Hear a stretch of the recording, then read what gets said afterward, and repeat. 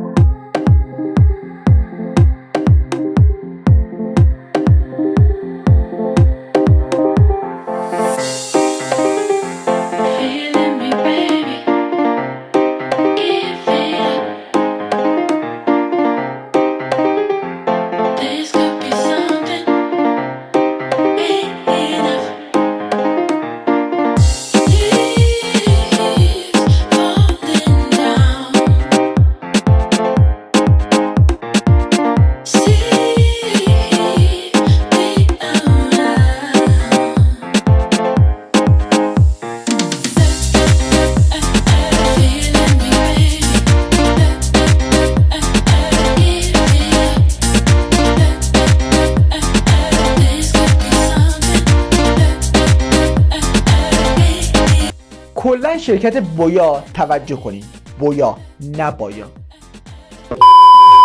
توی ساخت میکروفون حرفای زیادی برای گفتن داره و سالیان ساله که داره میکروفون‌های حرفه‌ای و نیمه حرفه‌ای رو وارد بازار میکنه.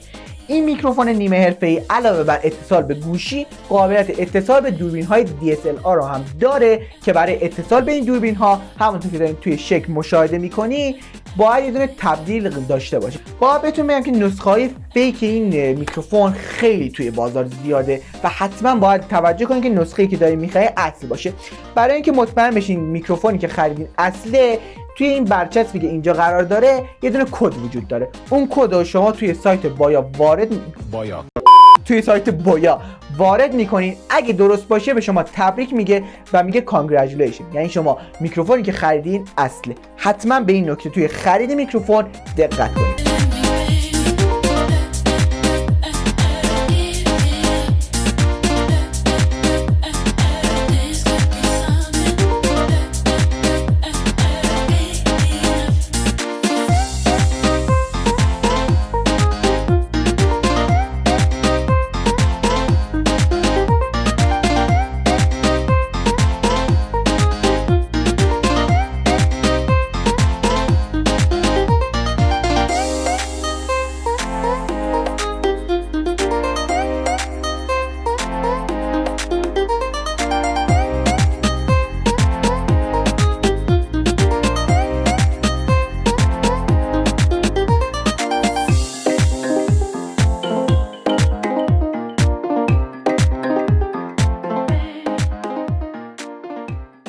در آخر هم باید بهتون بگم اگه شما میخواین میکروفون از حالت گوشی به حالت دوربین‌های DSLR در بیارین یا بالعکس، باید توی این قسمتی که دارین توی تصویر مشاهده میکنین به صورت دستی این کار رو انجام بدین که این دستگاه برای اینکه این کار رو انجام بده نیاز به باتری داره که باید اول پیشش رو باز کنین و باتری رو توش قرار بدین. اما نیاز نیست باتری بخرین، همونطور که توی آنباکس هم دیدین توی جعبه باتری هم بود.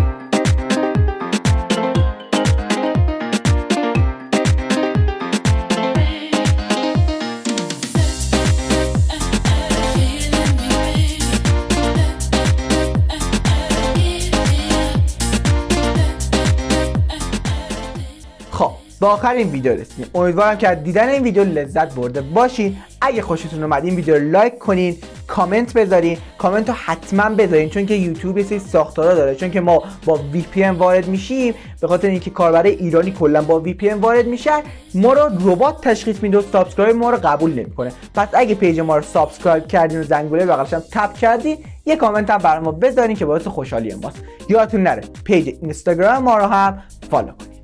دوستتون دارم.